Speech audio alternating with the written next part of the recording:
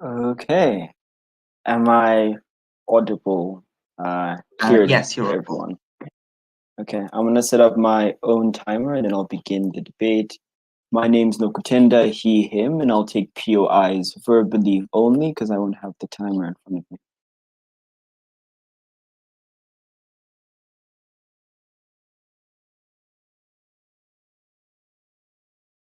So yeah, verbal POIs. I hope no one important got at the Discord, but yeah. I will begin my speech in 3, 2, 1.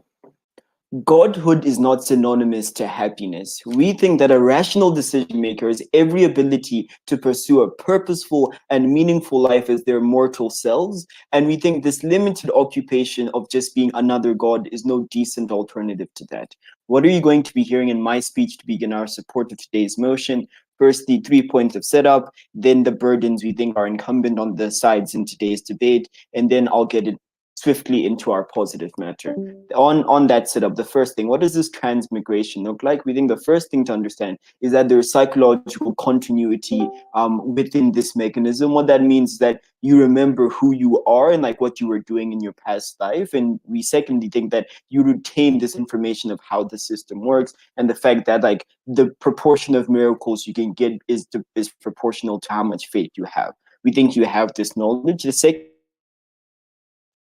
is that like this is something that happens at the point of death for this individual, and we think that whatever decision the decision they make now to remain as immortal, to choose mortality, is like temporary. The next time they die, they have the ability to choose the alternative. Opposition can come here and like argue that we're eternally damning these people to mortality. That isn't the debate we're having. The second bit of setup is what a religious person looks like. We think it's possible that a religious adherent might opt into a religion because they want moral enlightenment, inner peace, or deeper answers into the questions of the universe. But a lot of these like motivations fall away at a point where they are presented with this information, and at a point where like they've come to the end of their lives. We also think that these aren't like considerations that people make in every religious setup. We think the one thing that's constant, no matter what religious person you're looking at, is that they want supernatural intervention into the desires they have. We think the fact that they also have like desires and wants and things they want to accomplish is something that's constant for like all individuals, and this religious person carries over with them into the afterlife, those desires and wants. The last bit of setup is what does subscription to a god look like for our religious individual. We think this subscription largely looks like what they were doing before, where they made sure to pray 5 times a day or like attend church on Sunday, or whatever like religious precepts they did as a Christian, Muslim, or like a Buddhist. We think they know how to do these things. And secondly, under subscription, we think this is a pantheistic world where they can choose to follow a god that they think is moral. They don't have to like opt into a god who's like inherently like evil or they don't agree with. With that setup out of the way, what are the burdens we have for the sides in today's debate? We think firstly, you win this debate at a point where you show that you achieve the happiest afterlife for this individual, and secondly, you achieve an afterlife or like just a life that's most in line with their expectations and their values as a religious person. In second speech, you're going to be hearing about why immortality as a goal sucks, and why you actually unleash less good into the world and society at a point where you are a god compared to our comparative. I'll get into positive matter now. Can I have a POI before that? 5, 4, 3, 2, 1. Okay, no POIs. The first point from proposition is that religious individuals work toward the happiest afterlife, and that godhood is fundamentally incompatible with that.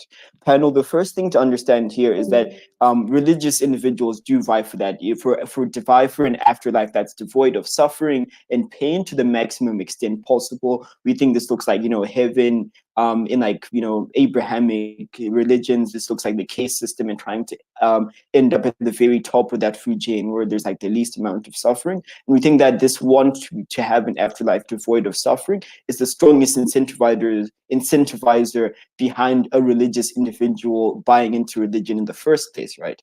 What then do we say about godhood? We say that it's never compatible with this like idea of a painless afterlife.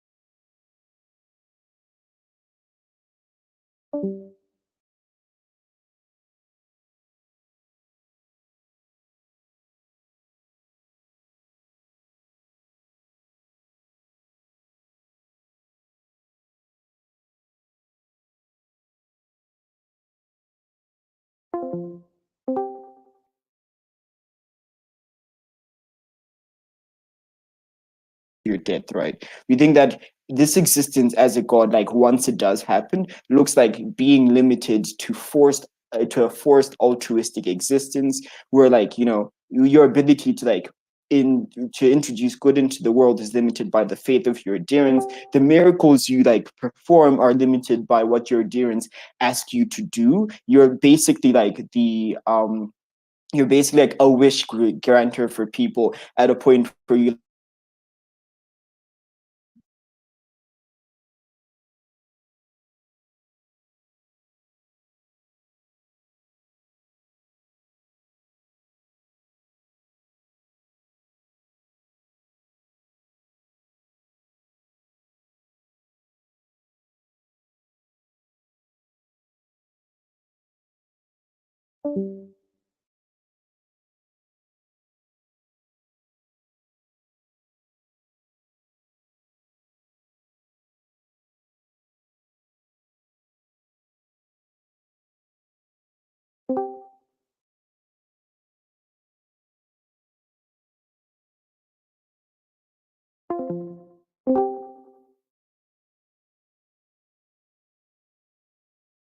individuals.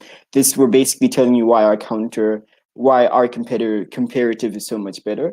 Because the panel know that because the info slide tells us that this world runs on faith, we think that this religious individual has an acute ability to secure positive outcomes from this for themselves in this like post life after transmigration. This is because this religious individual was religious in their past life and probably very good at it. They know how to like show faith and like have enough of it to get really great miracles, but also because they know how the system works, they're just all the more likely to be faithful and get like those amazing like miracles and stuff to happen, right? What is this going to look like? This looks like if you're transmigrated and choose to become immortal, and you want to become a farmer because you love that so much and that's what you did before you died. You become a farmer and you become the best at it because you pray to the farmer god in the way you know how to, and you do a good job. And the miracle is that all your crops are always like tenfold like produces, and that's really nice for our person. This is a very nice afterlife. What are the impacts of this argument then? One, we think that at a point in our comparative, individuals have that ability to continue self-actualizing in a world without strife, which is like a really cool thing to be able to do. The second thing is that whatever like unfinished business they had, or like things they wanted to accomplish as a farmer or as a writer or whatever, they can continue to do and hone their skills as much as they want in their afterlife. And the last thing, right, and the most important, is that at a point where this religious individual still wants to pursue things like altruism, we think that's all the more meaningful in our world at a point where it isn't on a transactional faith basis. They use like they give their produce to whoever they want, whether or not like they show faith to them or give gifts to them. We think that this is so much better than any altruism that exists in opposition's paradigm. Because of all this and more, we are so proud to propose. Thank you.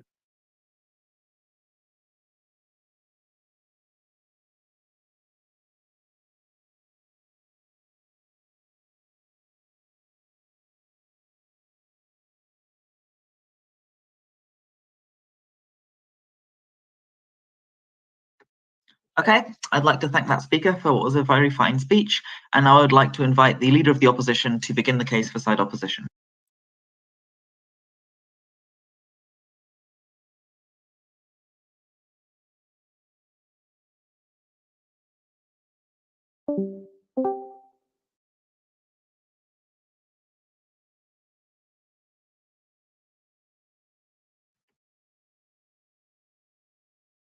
Sorry, am I audible?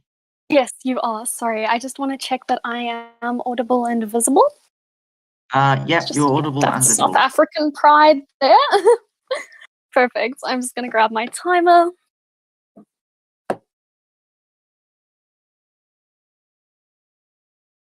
Cool.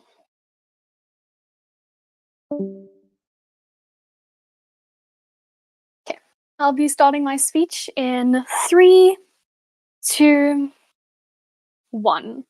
To pray to another, however alternate the universe, is going to remain effectively sacrilege for this religious individual. However, to better themselves, to help others to find faith, that is a far better life for them to live. 2 core questions on the side opposition of this debate. Firstly, what most benefits this religious person? And secondly, where can societal utilitarianism and change best be achieved? I, as the first speaker, will be dealing with the first core question, and the second speaker will be dealing with the second. However, before I get into my positive matter, I think I need to address some rebuttal for the case so far. So firstly, we get these 2 burdens that I'm going to address at the end of my speech we still fulfill. That firstly, the person who gets this religious individual the happiest afterlife will win, and secondly, the person who can most align with their religious beliefs. I've already clashed with this in my intro, and I'll be coming back to them at the end of my speech as to how our case still proves those things. However, the other thing we got from them in their first speech was that a life as a god, you're basically just a genie and you can never truly self-actualize. Now, why this is wrong is because firstly, as it's characterized in the motion through this strife, this pain, this struggle, becoming a god appears to be the ultimate form of self-actualization in this alternate universe. Therefore, we think that it's going to be a lot better for this person if you're looking at that type of self-betterment. Contextually, their existence as a god isn't even limited to the people who have faith, just their miracles are, and we don't see this necessarily as a problem, because yes, it's transactional, but after all, almost any type of altruism is transactional. You tend to give to people who are grateful, you tend to give to people who you believe deserve it, so we're not going to have this kind of untransactional, amazing altruism that's going to make them so happy, even underside propositions characterization. Even if everything they told you about being a god absolutely sucks is true, we think that it's still beneficial because I will be showing in my speech how it is a much worse state to be a mortal in this world, worshipping one of these gods, than to actually be becoming one of them. The impacts of this is how I've shown their fairly important points about how life as a god is awful isn't actually quite that impactful. Under their second main point about mortal life being better for these people, for example, praying as a farmer for your crops to be great, what I'm going to flag here is who exactly are you praying to? Because these are also mortals. These are also people who just went on this self-actualization journey. So as I said in my intro, these probably aren't going to be people you see as credible or have the same faith in to pray, for example, 5 times a day. We also want to just flag here that it is an alternate universe, but that doesn't mean it's a complete utopia. For side proposition to assert to you that these mortals are going to have perfect lives simply isn't true. They'll still face the same mortal strifes, and so life as a god is likely going to be better for them. The impact of this is also to show you how the second part of their speech wasn't particularly valid either. Now, with that out of the way, let me get into my first point of positive matter. And that is, what is most beneficial for this religious person under our first core question? Now, we've framed this religious person as the most important actor in the motion, because after all, they are the person we're making this decision for. They are who the motion is overall about. Now, the layers of analysis as to why becoming a god is much better for them is firstly, this sort of alignment of how pain can make you a better person. Secondly, keeping their faith and belief. And thirdly, the ability to create miracles and help others. Now, some setup here is that our counter world is quite obviously that we want this religious person to ascend to godhood, and we're going to show you why that's better than what side proposition has given you. Now, my first layer of analysis here is why becoming a god actually gives this individual a lot of better meaning in life. Now, in the status quo, some fundamentals of religion are firstly that there is some kind of divine plan and guidance. Secondly, there is this element of blind trust. And therefore, this new knowledge of firstly that it was all a coincidence and there was no plan in the first place. And secondly, the fact that because you have this knowledge, there can be no kind of blind trust, no kind of true faith, undermine the things that most people are actually religious for. So this person then ends up with a principle clash, because in their previous life, the reasons they followed a god were the fact that they believed that god was better than them, that god had a plan. However, these gods we're talking about are just mortals who have ascended to some supreme form of self-actualized power, and so you're less likely to want to follow them, you're less likely to acknowledge them. Therefore, following them, even if you decide to do so as a mortal, is going to hold less meaning for you, and so you're not going to be as happy as side proposition would like you to believe. It's here that I flag you as directly clashing with their matter, and you're also not necessarily going to be following the same god you followed on Earth, something they didn't really address. Because faith is based on following one god or multiple gods, one religion, and so for you to come to this other alternate universe and follow another does not make sense as an incredibly religious individual, and you may in fact find it morally abhorrent for yourself to do so. Therefore, let's look at why side opposition's case of becoming a god is a lot better. Now, this process to become a god aligns with a lot more of what religions actually say, because it is so painstaking. It models the values of self-denial, of fasting, of pilgrimages that a lot of religions include. The aim then of spiritual enlightenment also mirrors the aim of religion to find out more about the universe, the gods, and yourself. So we think that becoming a god on side opposition aligns a lot more with your religious values and finding yourself through a spiritual journey. Let's look at why following another wouldn't do this, clashing again, not taken with side proposition. So firstly, following another godly mortal who's been on this journey would probably look like desecration to most mortals. An example of this would be idolatry, that you acknowledge the god, but you shouldn't be praying to the thing that the god speaks through.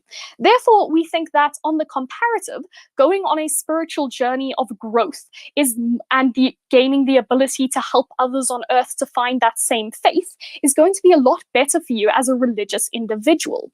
Then, henceforth, second layer here, using your faith to create miracles is still going to foster some kind of that metaphysical belief that was a fundamental of your religious beliefs back when you were on Earth. So this further shows how side opposition's case is going to be a lot better, and my second is going to expand on this. Let me conclude then with why this has been important and impactful. As the religious person, the most important actor and who the motion's about, we've shown why it's going to be much better for them to become a god. This is important because we're protecting and giving meaning to that religious person and doing it a lot better than side proposition does. Therefore, so far, winning this debate and motion.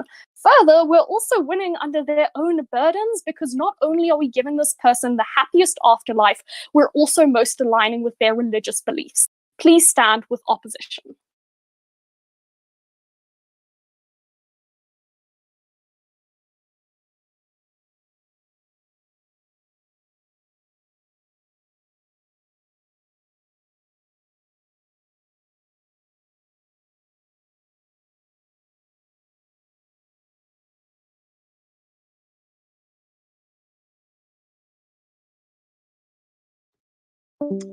I'd like to thank that speaker for a very fine speech, and now I'd like to invite the Deputy Prime Minister to continue the case for side government. Am I audible to everyone? I'll be keeping my camera off just for connectivity reasons, if that's okay. Yeah, that's fine, you're audible. Okay, cool. I'll begin my speech then in 3, 2, 1. Panel, we support the notion that we ought to value one's worldly existence over a potential ability to obtain limited power in the next life. 2 things that you're going to be hearing from my rebuttal. Firstly, why we think that leading a life of faith, even in your next life, and with the notion now that you have a newfound purpose because you can maximize this faith and promote it amongst other people in order to maximize their own miracles makes this particularly valuable. But secondly, that the ability to have varied experiences within multiple lifespans that aren't limited to one like fruitless immortality that's based on the level of faith people are willing to give up. We think that that's going to be much more better for how you exist and something that you are going to get a lot more out of. 3 things that we have to rebut from side opposition's case. Firstly, we don't think true altruism is ever transactional. We think that this is the reason why we support like aid organizations not asking for things in return. This is how altruism looks like. There's no metric that means you deserve something or you deserve good to be done to you. And we think this is what true altruism is. It's doing good out of the fact that you can do good for someone else and you can alleviate some of their suffering. They should have to do nothing to prove that they deserve to have that suffering alleviated. Secondly, we think that religion isn't the only thing that gives you purpose within life, and that even in our worst case, at the point in which this person doesn't become religious in their next life, but just continues with like multiple lifespans, we think that the experiences you have within a finite lifespan is something that offers you the experience to like love other people, to be disappointed, to like be happy within that existence. And those are the ups and downs of life that we think necessarily make it fulfilling, and we think that make your existence something that's valuable to you. The fact that it's not roses all the time and continuous, the fact that it's finite means you want to get the most out of it and necessarily value those experiences. But the fact that there's some sort of duality within the good and bad that can happen to you necessarily make it something that's more meaningful at the point in which those highs then are more high because of the fact that you can experience those. We think that the existence they're vying for is something that's incredibly monotonous, but is something where your power is very, very limited. And we're going to show you why, even if you want to do good as an individual, you're better capacitated to do it on our side. But thirdly, we think this idea that they're now going to feel betrayed is something that's not true at the point in which they tell us, like, who are you praying to, this, that, and the third. Firstly, we don't think you're going to be thinking that now because you've realized how gods become gods, you don't value them as gods. Because the fact that they've been through this like painstaking, cultivating experience that necessarily means they're of a specific moral standard or just like way better than other people because they've gone through all these trials and tribulations means it's something that you respect. At the point in which they're willing to say that's something that you don't respect, we think it directly clashes with their entire line that says that's something you necessarily want. We don't understand why that's something they can run. But even then, we think that because gods have this forged superiority anyways, the fact that you lead like a life that is religious means that you necessarily contribute to the very faith that empowers those gods within that life and within your next one, right? That means if you choose a new god to subscribe to, that's okay necessarily because you're still contributing to faith and you don't feel like your life was a waste because you contributed to that very faith that empowered those gods, which means you were likely favored in your last life in ways you might not understand, but they probably performed miracles for you then, and they're likely to continue doing that at the point in which you continue on that journey. But we think that the way in which religions are set up in status quo means that God doesn't have a specific faith, right? That means that some people believe God is black, some people believe God is Middle Eastern, and there's a lot of nuances in how people can interpret those things. We think that the fact that you're going to understand now that there are these gods that can exist, the fact that these religions are interpretive means that there's likely something you can still align with or something that you felt like you could have aligned with in your past life within the religion that you followed. Then what you're going to hear further from my speech, we think that these are particular individuals who have had their upbringing forged by ideas of morality or doing good things. We think even the arbitrary practices in religion are somewhat rooted in like some moral principle that people buy into, right? We think at this point, these people want to lead a specifically morally good and altruistic existence. We think that firstly, because these gods' capabilities are extremely limited and they're conditional, it means at the point at which you're this god, you're continuously seeing people suffer and can't do anything about it because those individuals who are suffering don't necessarily buy into a supernatural existence and continue to be harmed. We think the very thing that makes your power conditional is these people being extremely faithful grow. And that's something that means your altruism can't even reach the extent that you would want it to, at the point in which being truly altruistic means that you don't feel that people deserve or have to earn good things happening to them, or have to earn a good standard of life, or have to earn the right to like be okay and not be harmed, right? We think that the fact that you're now making it conditional is something that these people wouldn't like. But we think at the point in which you have this knowledge, as a religious person or a non-religious person in your next life, you now know that faith is something that helps people and has miracles done onto them, but necessarily that's something that can happen for yourself.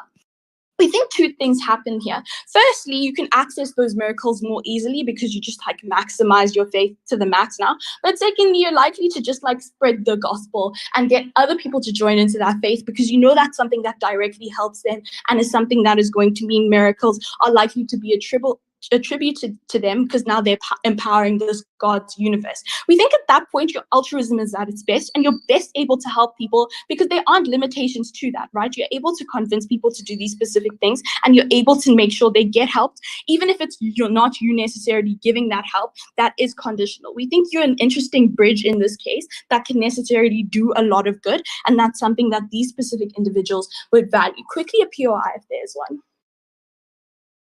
Yes, help being conditional is a very big part of most religions. So I don't see this being a problem for religious people to find fulfillment through helping those who believe in them.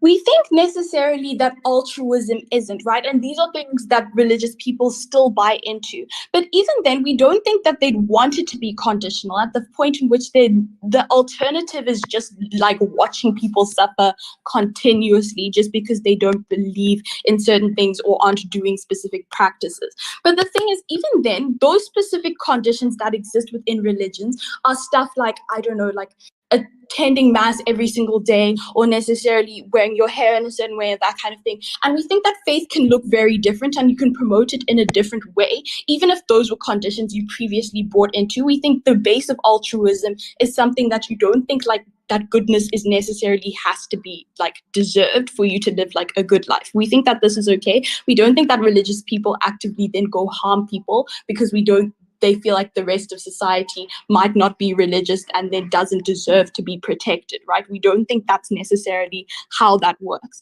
But even then, we think that the fact that you're now going to be helping people on our side is something where you best self-actualize. And even if you aren't, right, you're just able to like live the good life, but also have varied experiences, which makes your life more valuable. We think that this is an even if. That means that religious people or previously religious people are still more happy on our side. So proud to propose.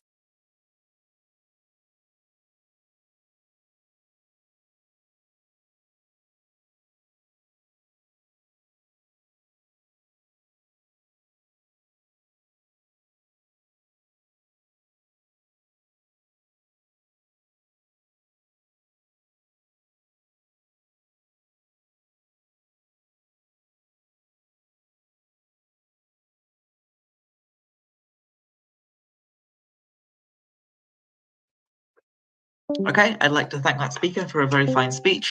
And now I'd like to call upon the Deputy Leader of the Opposition to begin the case for side opposition.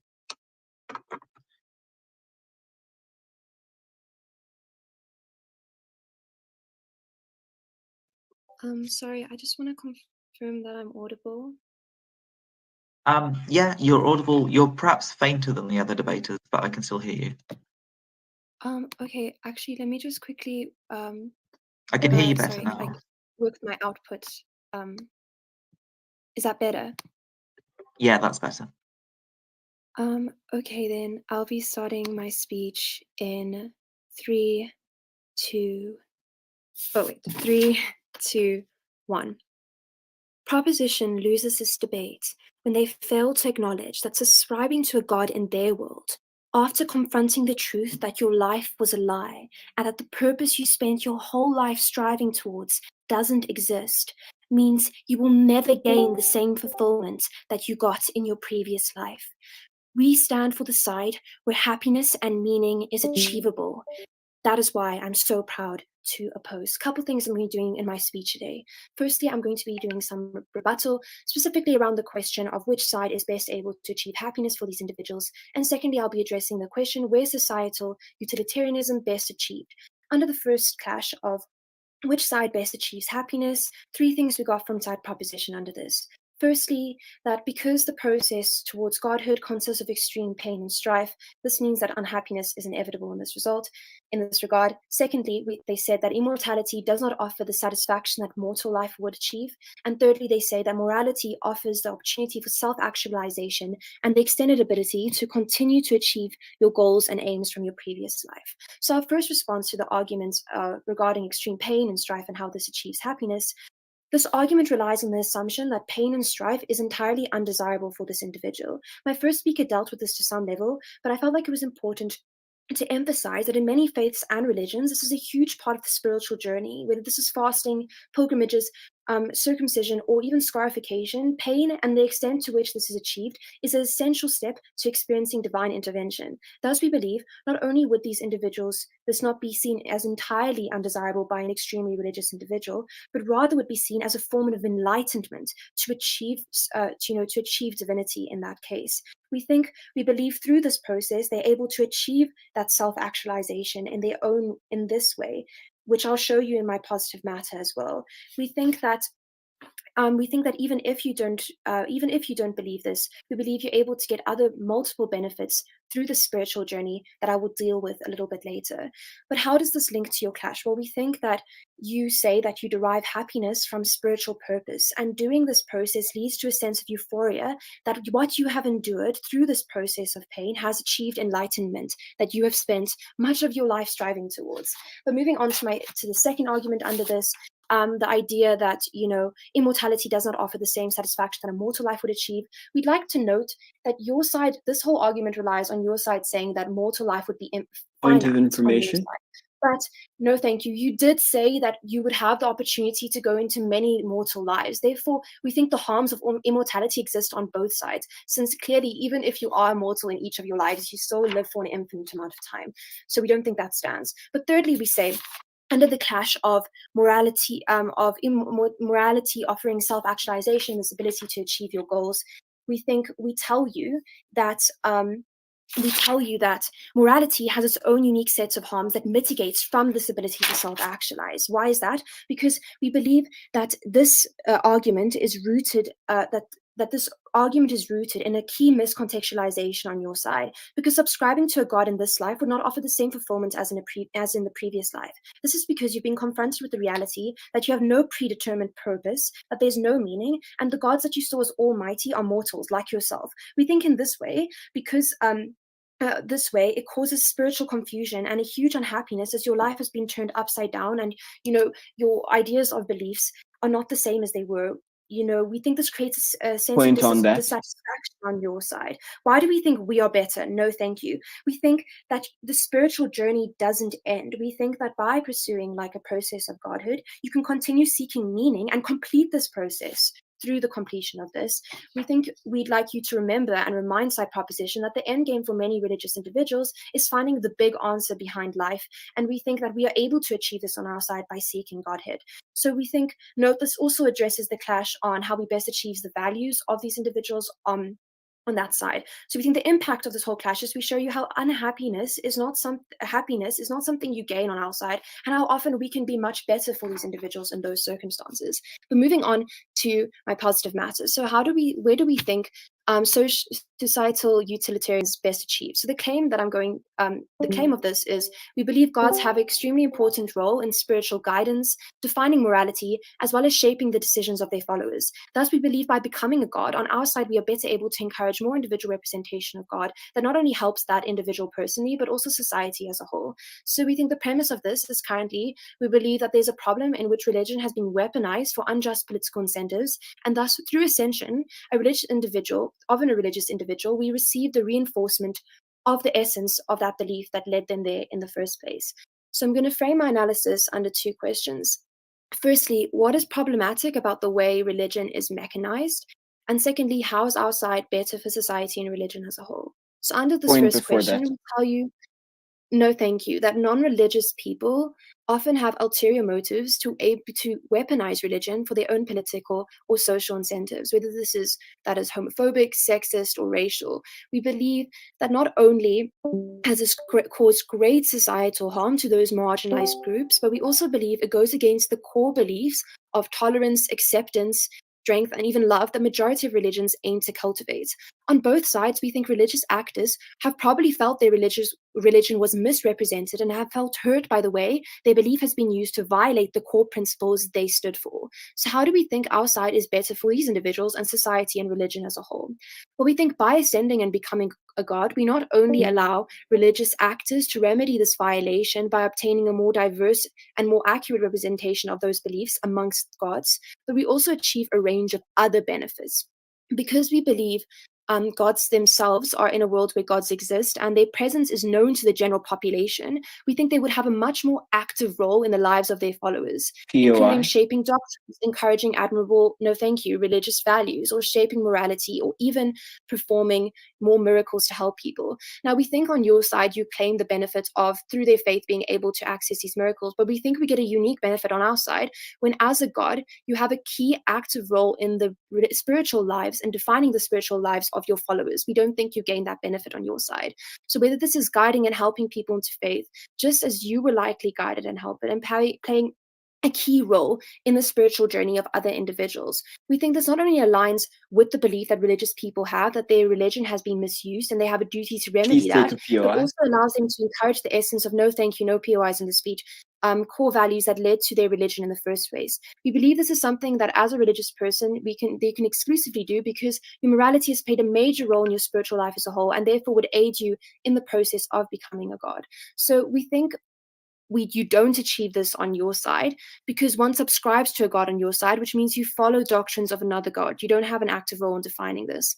And proposition may argue that there could be other people who ascend that could achieve this too, but we say that the fact that this is specifically a religious person means they have a unique insight to the way religion is practiced, has been abused, and the core beliefs of morality, whether this is truth, tolerance, truth, etc., that they have played a huge role in their life and could play a huge role in the lives of others. Not only do we think these benefits are not achieved on your side, but we believe a world is worse off without it, because you not only do you have these religious persons' sense of fulfillment not achieved, but you also have the potential benefits that it could have society as a whole not achieved either.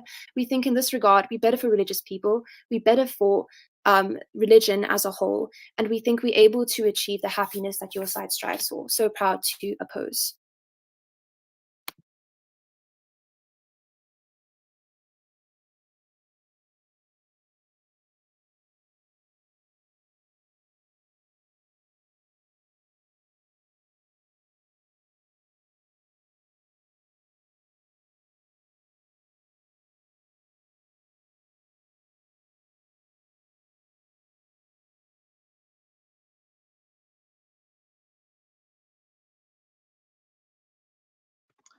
I would like to thank that speaker for what was a very fine speech. I'd like to remind all debaters that points of information are an important part of debating and encourage you to take them. And I would like to call upon the government whip to conclude the substantive case of side government. All right, thank you. So I'll be taking POIs in the text, but please just write POI once. I'll see it, and even if I don't respond immediately, it means I'll be taking it later. So just don't spam the chat. Cool. With that said, I'll be starting the speech, assuming I'm audible, in 3, 2, 1. Speaker. In the movie Aladdin, at the end of the movie, Aladdin does something very interesting. He uses his last wish in order to free the genie from his imprisonment and the constant need to merely fulfill whatever needs other people have. The reason why this is done is because we think the existential dread that exists with continuously just having to make sure that you provide things and wishes for people who only have faith in you, or rub your lamp in this instance, is a life that is full of dread and is a life that we don't think allows any individual to actualize. For opposition to come and run that you're going to actualize when the only thing that you can do is constantly look at people suffer unless they have faith in you, and that's the only instance in which you can intervene. We say that is a life of dread, and that is a life regrettable to any individual that exists. 3 things that I'm going to do in the speech. Firstly, I'm going to talk about the clash of self-actualization, and then secondly, I'm going to talk about the principled standing of a religious person, and then finally, I'm going to look at pragmatics within this very debate. But before that, to get rid of a bit of meta that we don't even think needs to be contentious within this debate before we even go anywhere. That is to say, opposition tells you, at a point at which you find out that your religion is not exactly what was going on, you become distraught and you don't want to buy into this. But then secondly, they tell you that no one wants to buy into a religion where literally it's just other people who are ascending and becoming gods. I'm going to call out their bluff for a few reasons. One, we think it is very constant within status quo where individuals change their belief. Why do we think this happens? Because we think at a certain point, individuals oftentimes do realize that maybe the religious ideology they were buying into was not particularly true, but something represents it better, and they oftentimes are willing to shift. But then second, we say there's a lot of religions that already exist within status quo where the believed supernatural beings are previously existing human beings. This is to say in things such as African traditional religion, or in Buddhism that believes that Siddhartha Gautama then became Buddha. We just think it is very constant and a common thing where religions usually believe that individuals can ascend into becoming a higher deity and still have no problem with buying into and ascribing into these very specific individuals. So for that to be the breadth of their response to why they think this world is bad, we don't think suffices, and we don't think is rebuttal that actually deals with this debate. So cool. On to the clashes and why we think we just win this debate in general. Firstly, on self-actualization. Opposition tells you one thing. They tell you that the journey to become a god helps you actualize because they think that this painstaking cultivating experience is something that is inherent to religious individuals and they buy into it and it is inherently good for them and helps them actualize. There is 3 problems with this argument and its self-actualization. Number 1, this argument is not mechanized. They merely tell you that because within status quo, religious individuals do go through painstaking things so that they can attain a good afterlife, it then translates to this very same world. The problem with this is they don't understand the nuance that then exists within this debate. The nuance is to say that on their side of the house, when this individual goes through this painstaking cultivation, it is not so that they attain a better life, but so that they merely attain a life where they just have to exist as a deity for immortality. They don't show us why this in itself is a good alternative. But the second reason why they can't win the clash on like self-actualization is because the only reason we think people previously within their current life are willing to suffer is because they are promised that at the point at which you suffer within this life, you're going to go into an afterlife where you're going to be happy, sit around the table, sing kumbaya, and things like that. The difference is they argue that these individuals would still be willing that after this life that they have lived would then go on to a second life where they have to go through more painstaking and cultivating experiences, which you already think is what they've gone through within status quo because they didn't want to have to go through similar things again. We don't think they mechanize why this is true. And the final reason why we don't think you get to actualize as a god on their side is because you have very limited power on who you can help and what you can help. Why is this argument very important? Because we tell you throughout first to third, we tell you that the most important thing about the existence of these people who are religious within status quo, the reason why you're willing to feed children who are hungry in the streets, why you're willing to visit people in jail, even maybe they are murderers or whatever, and pay them visits and all these things, is because you generally believe that it is important to be an altruistic individuals and to help people no matter what. The comparative is, on their side of the house, you're forced into a system where you can only help people who have faith in you. What does this mean? Because we don't think they understand the true extent of this argument. You are a god. It means you are all-seeing and you can see what is constantly happening. It means you will constantly watch people suffer. You will constantly watch people die. You will constantly watch people get diseased. And at a point at which they don't have faith in you, you will not be able to do anything or to even change that particular thing. Why is this primarily bad and why doesn't it allow you to actualize? Because we think if the god is as altruistic as they tell you they are, they would not enjoy to see people suffering in the first place, which is going to be imminent that they are going to continuously see people suffering but be unable to do anything about it on their side of the house merely because this individual doesn't buy into their system and doesn't have faith in them. We think that is being damned to an eternity of watching people suffer merely because they don't believe in you. Why do we think we attain self-actualization? For a few reasons. We say, one, you're not limited by any faith system where it says if people don't buy into your idea, you can't help them anymore. We think this inherently is something that is very good for people who buy into religions, especially if you want to help people, we think the ability to help people and not merely be limited by a system that says you can't help this individual merely because they don't buy into your faith system. We think that inherently you become more capacitated to self-actualize, right? But then the second thing that I'm going to engage, okay, cool, I'll take a PI before that. Plenty of jobs that involve seeing a lot of death and only being able to help certain people, and yet these people remain happy because they are of those that they are able to help. As a god, you can remain happy because of those you are able to help, rather than being a mortal who has no control. Here's the nuance. The nuance exists like this. On your side of the house, this person is limited. Listen, the difference between having all the capacitated power to help individuals, but merely being limited by the faith that these people have in you, compared to a world where you can literally help individuals to the best of your capacity, is to say, on one world, you feel you are doing and you're actualizing to the fullest extent of your capacity to help people. But when you think you actually do have the power to do it, but because people don't have faith in you, hence it limits your capacity to do that, we think that you just generally live a life that is damned and it is extremely bad. The second thing on why we think their principle doesn't run, they want to tell you that it is principally wrong to buy into a system that is inherently different from what you used to believe in, and it's going to be so painful for you.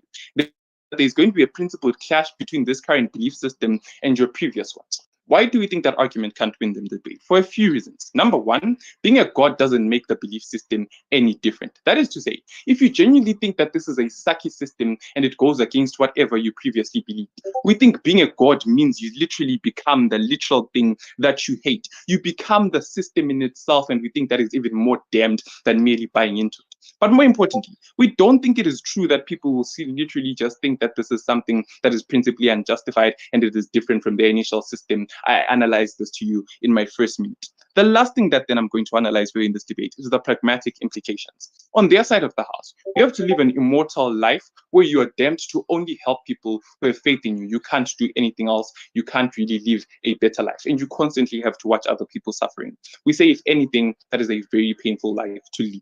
On our side of the house, we say you have the capacity to help people to the best of your ability, and you aren't limited by such arbitrary factors. But the second thing, we say multiple different lives are very good and they are better than one immortal continuous life. Why is this so? Because we think you just get to live different lives and they are varied and finite. Inherently, we think this allows you to actualize in different forms and in different ways. We say if you're to sit in one system and consistently have to do the same thing over and over again and help people in a faith system while still having to watch other people suffer, it would be a very damned life and you wouldn't be able to actualize vote proposition.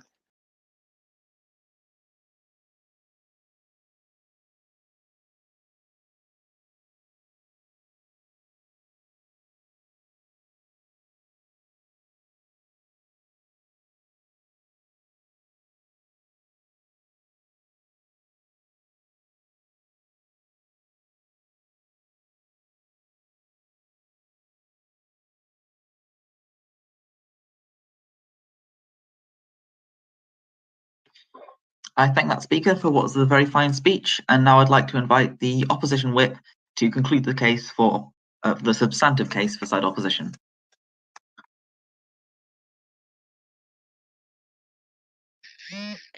Hi, I want to check if I am audible. You're audible, yeah. Okay, thank you so much. So if everything else is alright, then I'll be beginning my speech in 3, 2, 1. Forgive me, Father, for I have sinned by listening to Proposition's blasphemous world. I shall repent my sins through proving why Opposition's world shall further your eternal glory. Firstly, what are Tay's strategic flaws with their case? The first thing we need to understand that transmigration does not equal an afterlife. Because an afterlife, as they characterize and as everyone knows, is a heaven or hell for eternity. However, transmigration simply means traveling to another place with your mind and your memory still intact, which is why we don't think a large portion of their case based on how the afterlife should be based on either eternal suffering or eternal pain really applies. Furthermore, we also need to understand that you retain knowledge from when you were mortal in this alternative universe. Therefore, if you're living an infinite amount of mortal lives, you're also retaining knowledge from all of those mortal lives. So then this is basically how, according to your own characterization, and we think there's this kind of contradiction within their own contextualization. And then you have to live again and again and again, having your beliefs undermined again and again and again, and remembering an infinite amount of mortal lives without ever retaining any kind of betterment or control which could be achieved on the opposition side of the world. Now let's do a quick cleanup after these flaws. So we need to understand that both sides want the best for the individual and also to an extent do the best for society in terms of utilitarianism, and that's going to be the basis on which I'll be evaluating this debate on two main clashes. First one on what's best for the individual, and secondly, what's best for society. So now let's look at the first clash. They gave us three main arguments under here. The first one was around self-actualization, and they told us about how there's unfinished business and how the only purpose for these gods will be to grant wishes. We see Jess already responded to this by telling how God is the ultimate form of self-actualization, and furthermore, Estelle also disproved this by telling how you will be continuing to seek meaning in God, because the meaning of religion is to seek the purpose of life, which is why we have disproven your first point. Then the second point they gave us was around altruism. They tell us here how they don't want faith to be transactional. You see, Jess also told you how everything is essentially based on transaction. Furthermore, I'll be progressing this response by telling you essentially how happiness is gained then from donating to charity, etc. And then helping others is also going to be transactional, because you're gaining happiness from the process of knowing that you help to alleviate someone's pain. So then, according to your own examples, we could essentially prove to you, or we think your analysis and your examples do not fit with your premise and what you're trying to prove about faith being transactional at its very core.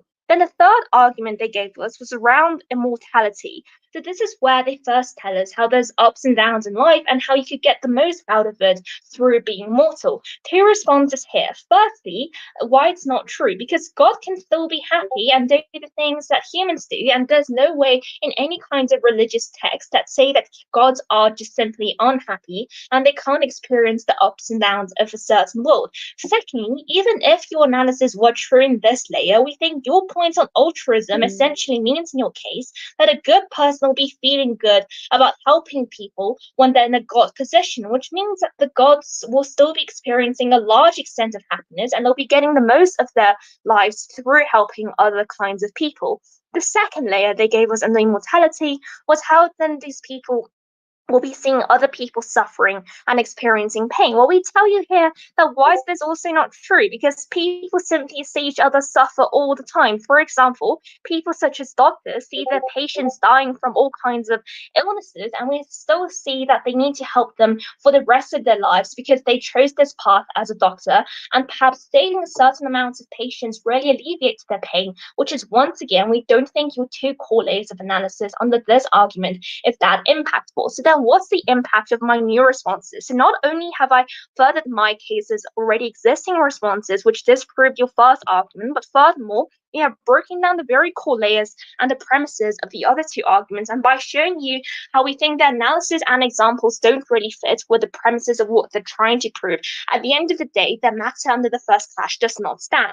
So now let's look at what we told you. Jess told you in her speech 3 layers. Firstly, how becoming a god gives you more meaning in your life. Secondly, how we could keep the meaning and purpose. And then thirdly, how we want to help others in the way that religion helped you. We received 2 responses. Firstly, how going through this pain experience gives them respect. And then how do we respond to this? We say how we think this respect significantly weakens when I know that I can realistically become this god that I am supposedly worshipping. And so we don't think this is some kind of a strategically important attack on our case. Secondly, they also told us how choosing a new god contributes to your faith. Well, why is this simply not true? Because the faith is not going to be the same. For example, telling a devout Buddhist to suddenly become Jewish and just suddenly worship a new god is not going to be the same. And we think this is quite sacrilegious and blasphemous, because having different gods does not equal the same thing. And they don't think, according to your rebuttal about how people's religions stand, It's also going to be really relevant here because a status quo, speaking realistically, you can't just simply tell another person to shift what they have believed in for so long. So then the impact of my further progression is by showing you why we think justice matter is still going to be standing despite the supposedly responses that they have given us in that case. At the end of this clash, by doing a quick way up, it's clearly seen that their matter has been broken down throughout, and furthermore, our matter is still exclusive to our side of the world and something. Now let's look at the second clash around what's going to be best for society. They first told us here this point around conditional help and how they don't want altruism to be conditional. We already responded to this in Jessa's speech by telling you how being like conditional help is a big part of religion.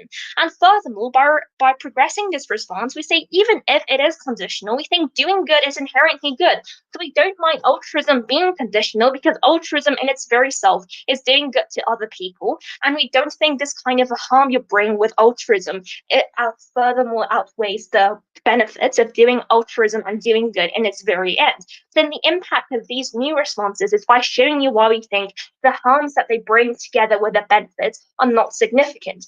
Furthermore, what did we tell you? We see Estelle told you how right now in status quo, there's things like weaponizing religion, and furthermore, on a second layer, how we want to help others in society. How do we progress this? First thing, note here strategically, we don't think they did enough to actually break down the two layers that Estelle brought to you. They only majorly focus on the individuals and not on society's part, like Estelle told you. And furthermore, even if they responded to us, we think that we still progress this argument by saying how most religious people are not religious or follow religion for the miracles that are created by your own characterization, but rather for a purpose in life and for guidance from their God to do what's best in life and how they could best help others. So, which is why we think the impact of this progression is by showing you how not only was Estelle's points not sufficiently responded to, but furthermore, we also think that at its very end, doing best for society is going to be a tangible benefit that's also once again exclusive on our side of the world. Then doing a way up on this clash, we see firstly we have proven to you why the benefits of the harms that they brought to us is still going to be standing and not mutually exclusive, and furthermore our matter and our benefits of helping society is definitely going to remain at the end of my speech. So at the end of the day, what we have shown you in our case is that we are the side that does not promote blasphemy, and that we are the side that is not sinned against Father, which is why you should definitely side with opposition.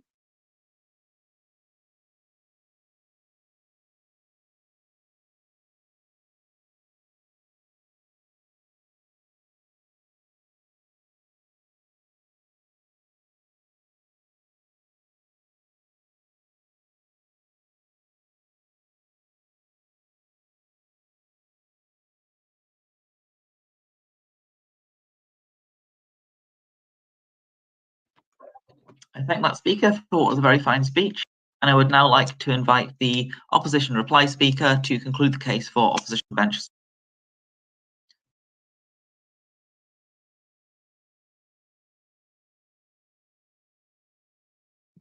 I'm sorry, I just want to confirm that I'm audible again. Yes, you're audible. Okay, then I'll be starting my speech in 3, 2, 1. Two burden side proposition gave us in the beginning of this debate. Firstly, which side best aligned or aligned most with the values of religious people? And secondly, which side maximized the happiness of that individual person? We believe side proposition was not able to achieve this because they failed to take into consideration the core incentives of religious people, which was defined as the ability to continue and have your faith as something you can go back on. And secondly, we think the ability to continue your spiritual journey. We think because of their failure to acknowledge and take into account those kinds of things, we won this debate. So moving on into the second question specifically about which side maximizes happiness of that person, we think this was where a lot of contention came in today's debate.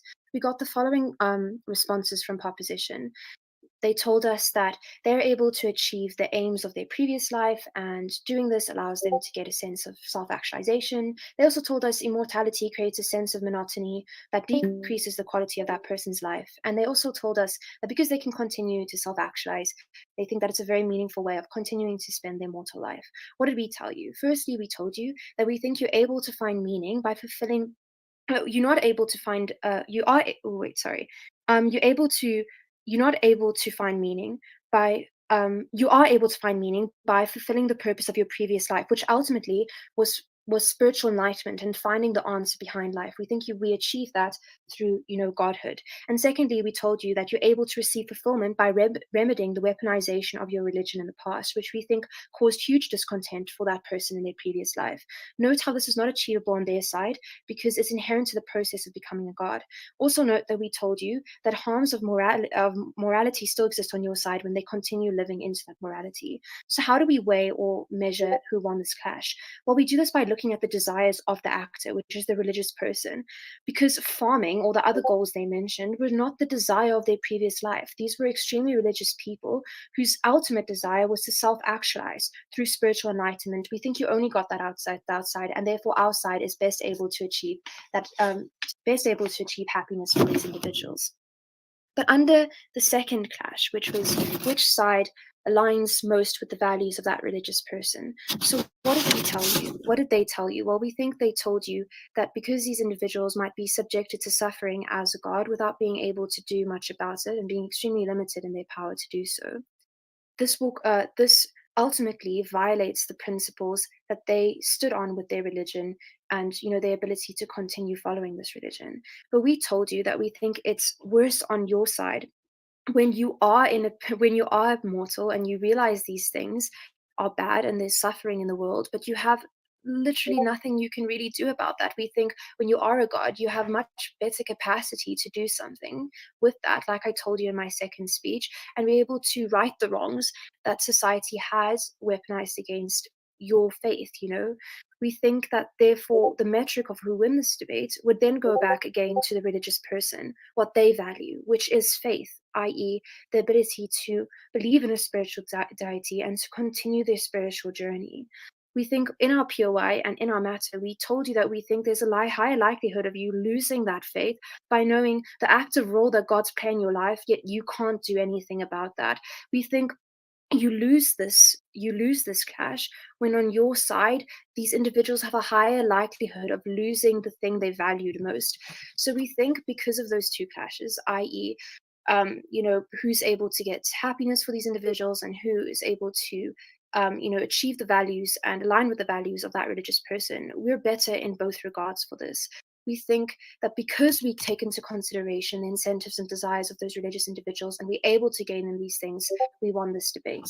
So proud to oppose.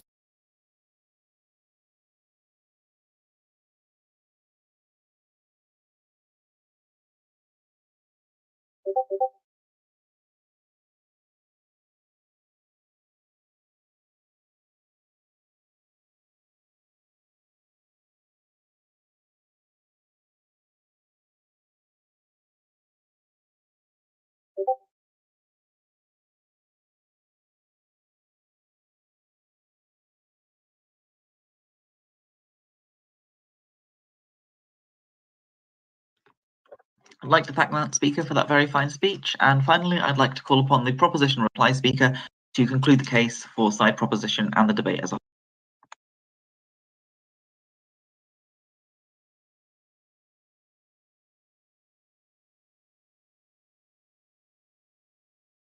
Hello, am I audible and clear? My network's not as good as it was at the start of the debate. Yeah, you're audible and clear. Okay, awesome. So I'll use the timer in the chat. Just give me a second and I'll begin. Okay. I will begin my speech in 3, 2. Panel, proposition should have come up here and told us why being a god means you're pampered and happy and all that. Instead, they came and told us that and conceded that there is a lot of suffering in their version of godhood, but that's okay because religious worshippers are by nature like self-flagellating and masochistic, and they love suffering. We don't think that this is like the kind of case they can run and win this debate. They also didn't tell us why you'd want to do this for eternity, and because of that already, we think that they're already outside of this, out of the running for today's debate. But looking past that, there are two clashes that are important when evaluating what went on. The first is like who achieves happiness and the suffering for religious people, and the second, who has like the most altruistic future existence for this religious individual. On that first clash, happiness, the first thing we need to like understand is that the existential crisis that happens at a point where you see that your religion was a lie happens on both sides, and this was a main running theme in opposition's case. All that like sacrilegiousness and like that internal conflict happens anyway. What does proposition tell you in the face of this existential crisis? We tell you that you're best capacitated to deal with this crisis and unhappiness then when you have miracles readily available to you and you're like likely to be happy because of that. On opposition, they had to defend like 100 years of like painstaking God training right after you experience that affront to your religious beliefs. And after that, so like and this is your crisis now.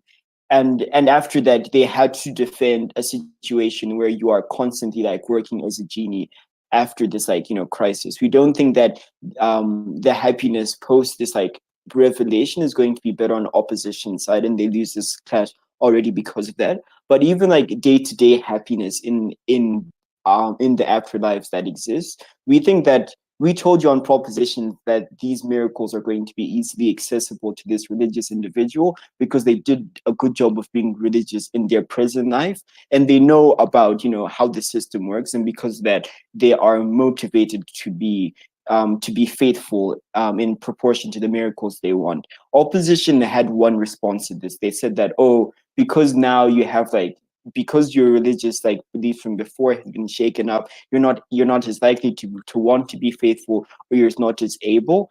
The reason why we can't value this response is because we preempted this in first and told you that religious individuals, like the biggest reason they buy into religions is because they want supernatural entities that have the ability to get outcomes for them. At a point where proposition like guarantees and set up that these individuals know that supernatural intervention is 100% possible, we think that we buy what proposition says about those miracles being readily accessible, and the happiness that side proposition tells you about is the one thing that's guaranteed in this debate. We think they win that clash. We think it's probably the most important clash anyway, because it's also about meeting the expectation that these individuals have for the afterlife. Side proposition takes happiness. But on the second clash about altruism, right? We told you on proposition that this religious individual in our world can help whoever they want whenever they want. That means that they can devote like their accumulated knowledge or whatever blessings they get from miracles to helping like the homeless people in the community in that alternate world where they find themselves in.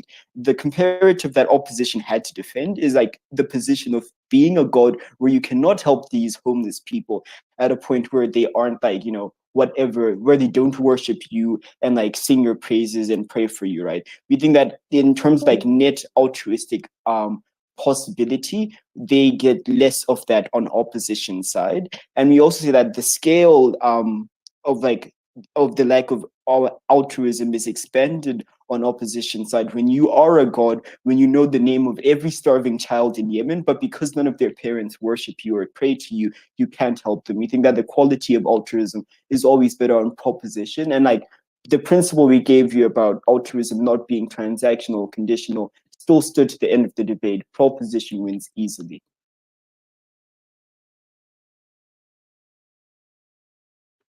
Okay, I'd like to thank you for what was a very fine speech, and I'd like to thank everyone. It was a really great debate. I think we're now going to go into the discussion room, and I'll just kind of wait a